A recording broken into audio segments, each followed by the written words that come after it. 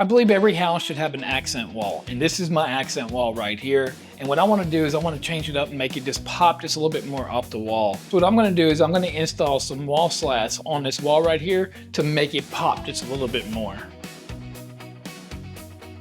Okay, so this is how I'm going to change it, is with these WPC slatted wall panels. Okay, so these slat wall panels, they just slide together and then you screw them in, which I'm going to go through here in just a second. Okay, so I wanted to set them out and see about where I'm going to actually be putting them and how far I actually wanted to go over, which is about perfect in what I figured before I ordered these.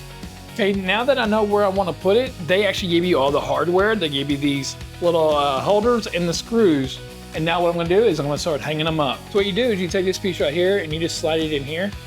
And then you take your screw and of course you screw it into the wall right there. These are premium WPC wall panel with a realistic wood grain finish to them. The set I'm installing is a set of 8. They're 108 inch by 6.1 inch. Installation is super quick. Okay, so here we are, all the way up to the top. Got a little space up there, but got my accent wall right where I want it. So now, let me get all my decorations back up on here. Okay, so if you're trying to make you a nice accent wall, this right here is 100% the way to go. Is a wall panel, something like this right here, 100%. So very easy to install, 100%. I think I had it up in maybe 15 to 20 minutes total. I think 30 minutes total with rehanging everything back up here.